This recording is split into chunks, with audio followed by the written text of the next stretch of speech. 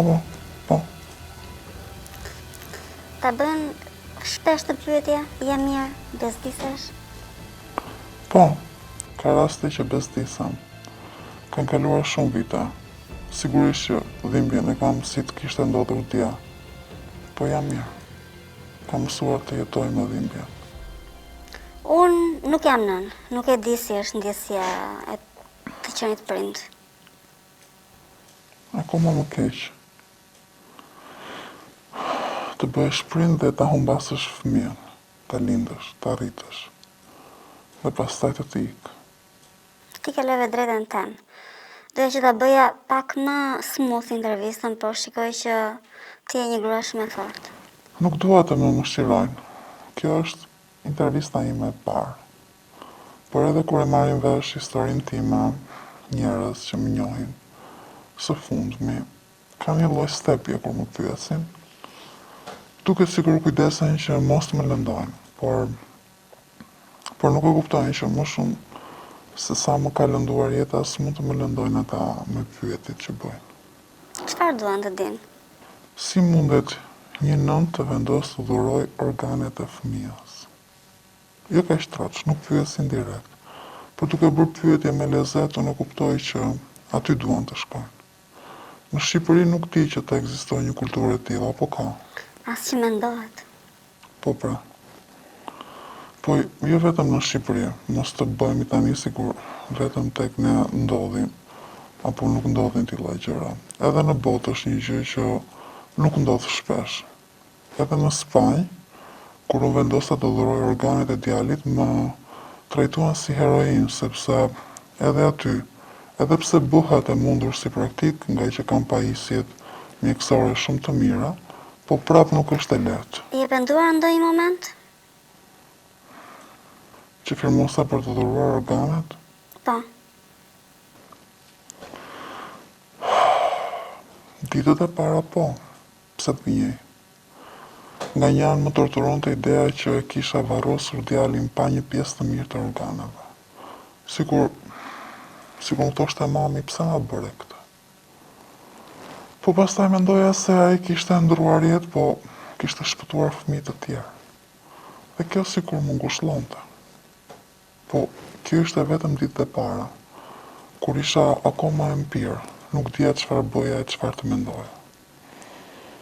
Pastaj terapit më kanë ndihmuar ta kuptoj rëndësinë e vendimit që kam marrë dhe sot të jem krenare që e gjitha forcën dhe i dhash mundësi djalit të jetonte përmes atyre që ju shpëtoi jetën. Kur nisi terapit? Unë nuk e dija që kisha nevojë për terapi, po stafi i spitalit në Spanjë më rekomandoi në një qendër që trajtonte raste të tilla. Traumat të ndryshme dhe sidomos post-traumat, kur mbaron pjesa e empirjes që e quajmë ne dhe e quanin mjekët atje. Do kalojmë prapë në ato ditë? Po. Të thash që tani jam mirë. Dua vetëm të flas që të ndaj dhimbjen edhe me prindër të tjerë, po pse jo të shërbej kjo intervistë për të treguar që nuk duhet të heqim dorë nga jeta, sepse fëmijët tanë, edhe nëse nuk janë me ne, duan që ne të jetojmë. Unë nuk dua që përmes kësaj interviste të them, bëni atë që bëra unë. Unë nuk jam askush. Dua vetëm të tregoj historinë time, nëse mund të ndihmoj sadopak, qoftë edhe një nën, një prind, jam e lumtur. Do ketë shumë nga ata që thonë, pse shkove me maskë, ne jemi mësuar me tilla komente. Po ti? Prindrit e mi nuk e din që kam dhuruar organet e djalit. Nuk e din? Po jo. Po ne folëm edhe para se të nisnim, nuk është vetëm kjo arsyeja. Unë duhet ta bëja me telefon edhe të thash kur folëm. Po. Meqense është puna e maskës, e kam më kollaj. Po përveç familjes time dhe të bashkëshortë që nuk e din, Shqipëria është shumë e ashpër me komente. Duhet ta ruaj familjen time nga të tilla komente. Sido që të jetë historia, ata prap do kenë diçka për të thënë. Imagjino, nëse Njëri në komente më gjykon për veprimin tim duke më parë me zë e figurë kush jam. Unë së që kam kaluar, nuk jam gati të përballem me tilla komente, që as nuk e din çfarë kam kaluar unë. Po dëgjojnë historinë dhe besojnë se din çdo gjë. Ti ishe në Amerikë kur ndodhi? Aty e lindë djalin? Po, djali erdhi pas vajzës. Vajzën e kemi lindur në Shqipëri. Pastaj në ra lotaria dhe ikëm në Amerikë. Aty e linda djalin. Nisa punën kur djali bëri 3 vjeç dhe gjatë ditës e lija me kunatën se e kishim shtëpit ngjitur. Ata kishin shkuar para nesh në SBA dhe u bon sebeb që edhe ne të merrim vendimin për të ikur. Fati deshi që na doli lotaria. Fati ose fatkeqësia. Se ndoshta gjëra do kishin shkuar ndryshe nëse do ishim akoma këtej. E mendoj shpesh këtë gjë. Po për atë kohë ishte fat që na doli lotaria. U ambientuam shpejt edhe mendimin e kunatës dhe burrit të saj, siç u thash më lart. Burri punonte në një kompani si ekonomist, kishte profesion që hante buku do, edhe rroga ishte shumë e mirë. Unë kur shkuam nuk punoja, në Shqipëri isha parukiere dhe mu desh ca kohë të njiesha me shqiptar andej. Edhe pse zona jon ishte më shumë shqiptar, dhe plani ishte që të filloja avash të shkoja në shtëpitë e tyre për të bërë flokët, prerje, krehje, lyerje dhe thonjt. Para se të lindja djalin fillova punë tek tuk në Përlagje, pastaj në një parukeri si ndimsa, pastaj mbeta shtatzan me djalin dhe nuk shkova më. Pas lindjes kujdesa për të 3 vite. Tek tuk bëja punë private me shqiptarët dhe isha e kënaqur deri diku. Fitoja ndonjë lek, po më shumë e bëja që të dilja nga shtëpia, mos ndihesha e padobishme. Po edhe humbisja mendjen dhe ndroja ndonjë muhabet. Nga puna që bëja si asistente para se të lindja djalin, më morën telefon. Ishte hapur një vend dhe mund të nisja punë prap. E bisedua me burrin dhe vendosa të shkoja prap me turnin e paradites. Folëm edhe me kunatën. Ajo të rëgua gatshme dhe më ndihmonte me djalin, me që edhe vetë nuk ishte në punë, se rriste vajzën që e kishte lindur 2 vite pas meje. Nisa punës, çdo gjë shkonte për bukuri, punoja deri në orën 1 të paradites. Vajza shkonte në shkollë, djali po rritej, burri kthehej në shtëpi në orën 5, deri atëherë kisha mbaruar edhe me drekën e çdo gjë. Çfarë ndodhi më pas? Jeta na u përmbys. Po që përmbys, mbaroi. Për mua në ato momente mbaroi. Isha në punë si zakonisht, ora ishte 10 e çerek, nuk e harroj sa të vdes. Po laja kokën e një klienteja, telefoni ra një herë, nuk e hapa, thash, kush e di. Ra herën e dytë isha akoma duke lërë kokën e klientes, pash nga shefja, ajo më bëri me kokë që ta kapje telefoni se zakonisht nuk na lejohej. Ishte kunata. O zot, e parandjeva që diçka kishte ndodhur se nuk më kishte bërë vakite më merrte pa pushim. E dija që diçka kishte ndodhur. Një ditë më parë në ëndër kisha parë vllajin që më kishte vdekur para shumë vitesh nga një aksident. E parë sikur na kishte ardhur në shtëpi. I thoja, po ti si ke ardhur deri këtu? Ai nuk më përgjigjej. Erdhi, ul në krye të shtëpisë në koltukun e preferuar të djalit, bëi sherr në shtëpi nëse e zinte dikush. E pash sikur ul, rrinte dhe nuk fliste. Kokën e mbante ulur, unë ju afrova, e shkunda mirë, thoja fol, ç'ke? Pse e mërzitur me mua? Më thua një fjalë, ai nuk fliste. Nga të bërtiturat u zgjova. U përpoqja ta harroja edhe pse mendja më rrinte atje, kisha frikë se mos ndodhte ndonjë gjë. Vonë e kuptova që ai kishte ardhur për të më paralajmëruar. Ul në koltukun e djalit për të më dhënë një sinjal se do ta merrte me vete. Ai nuk fliste se s'kishte ç'të thoshte. I duket e pabesueshme, po unë i besoj shumë ëndrave. Kisha një parandjen të tmerrshme. Po mundohesha ta hiqja mendjen se mos ndoshta ndillja diçka kot nga fiksimet e mia. Po zemra e nënës ndjen të diçka.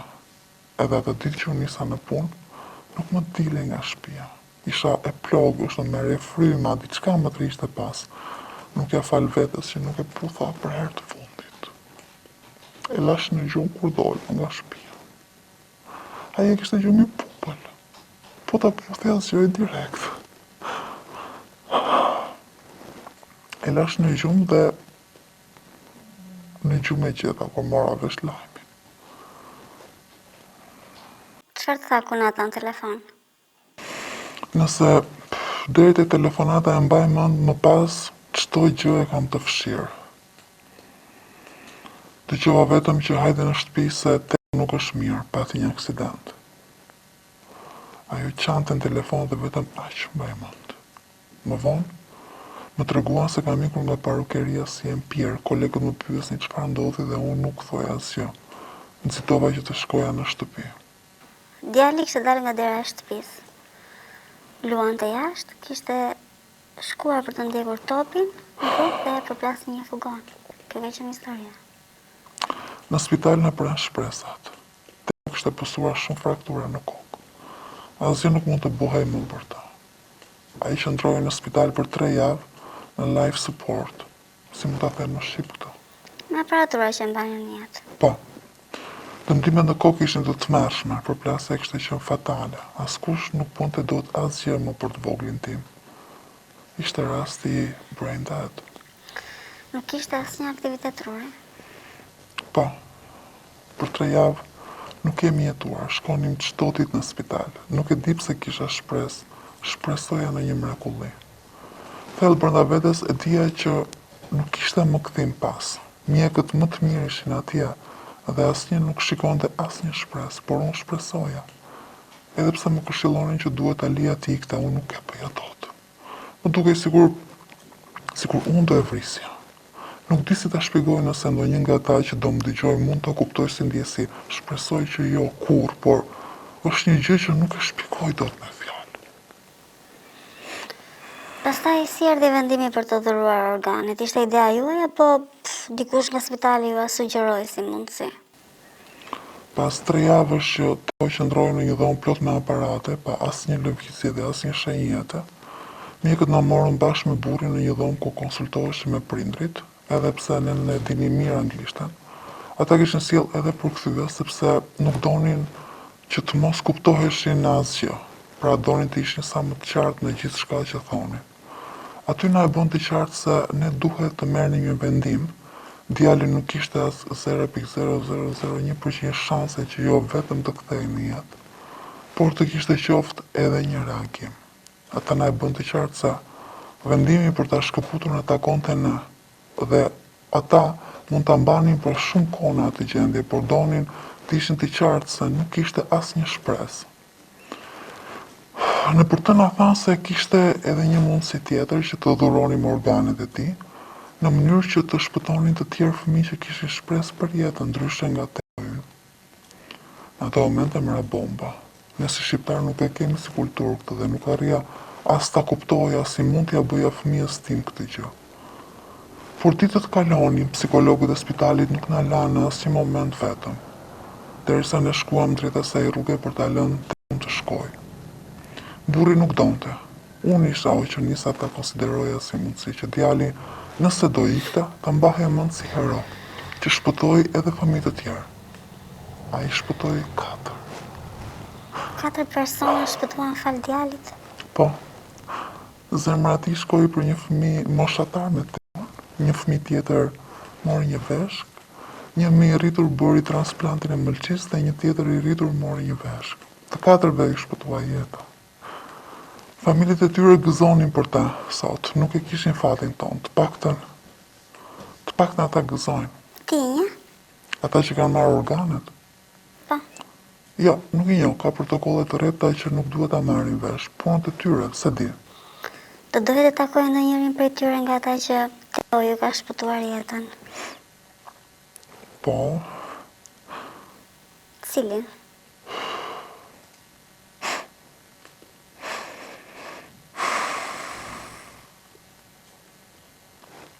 ata që Te që mori zemra. Fëmija që ka marrë zemrën e bibit tonë.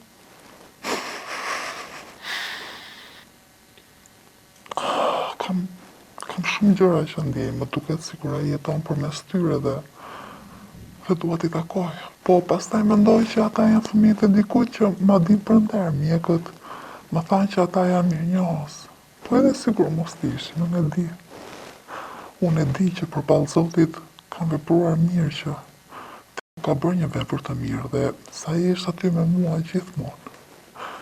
Të shkosh te ky vendim është tmerrësisht i vështirë, por kur mendojnë që familjet e tjera janë në të njëjta situata si ty, por që kanë një shpresë, pse jo? Faleminderit shumë që ndave këtë histori me ne. Inshallah po ndihmoj dikë. Duke ndarë këtë histori, besoj se ke ndihmuar shumë, shumë më shumë nga që mendon ti.